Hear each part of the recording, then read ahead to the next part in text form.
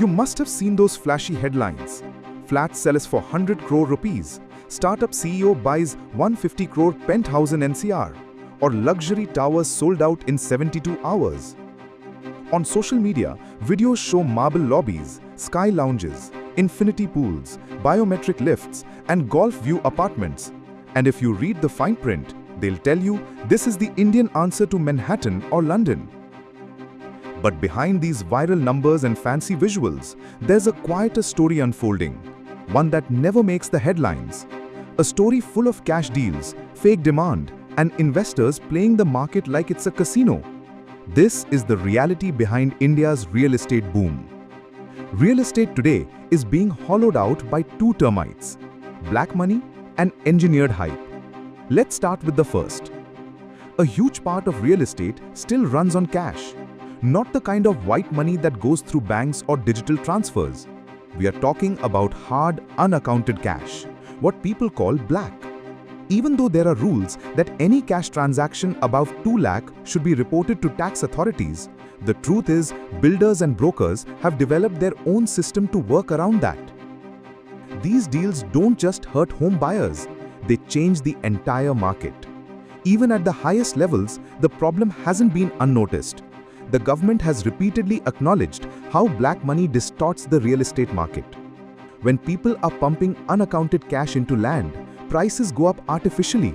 It becomes impossible for salaried people with honest income to buy anything in Gurugram's so-called luxury segment, where prices start at 2.5 crore and go up with every fancy add-on: imported tiles, German kitchens, meditation decks. These are not features buyers asked for. They're added to justify a higher price, so the cash can be absorbed. What's worse, this cycle of cash makes builders focus on launches and speculation, not delivery. They know the real money is made in flipping flats, not finishing them. And that brings us to the second part of the game: misleading ads and fake demand. You'll often see hoardings claiming 1,000 units sold in 3 days or 7,000 crore inventory booked in a weekend. But what they don't tell you is who is booking these flats. In most cases, it's not regular families looking for a home. It's traders, real estate speculators with connections to the developer. These people pay a small amount, sometimes just 10 to 20%, to block multiple units. Developer X, for example, might launch a tower with 400 flats and allow 8 to 10 traders to book half the inventory. These traders have no intention of living there. They just hold the flats on paper and wait for the next wave of real buyers. Then they sell the same units at a premium, sometimes making 30 to 40 lakh rupees on each one.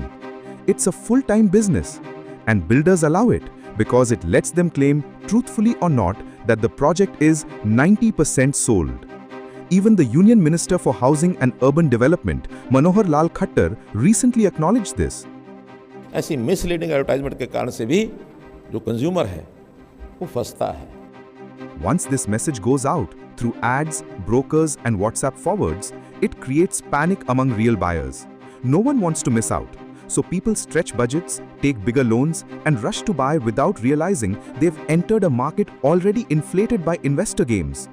It's not a natural demand, it's a staged drama. Many analysts believe Indian real estate market today is like a house of cards, propped up by hype, not genuine need. One small push, like a liquidity crisis or a regulatory crackdown, and the whole system could fall. And then it's the end user, the real buyer, who gets stuck, paying EMIs for a flat that's delayed, or worse, not even started. You look at all this and you begin to understand why Gurugram flats are somehow more expensive than apartments in cities where average incomes are 3 times higher. And unless something changes, unless authorities tighten audit trails, unless buyers ask more questions, and unless developers are forced to disclose actual sales versus speculative bookings, this illusion will continue. Fancy pools will still sell dreams, flats will still sell out in a day, and more middle-class Indians will continue to walk into this trap thinking they're investing in security. What they're really buying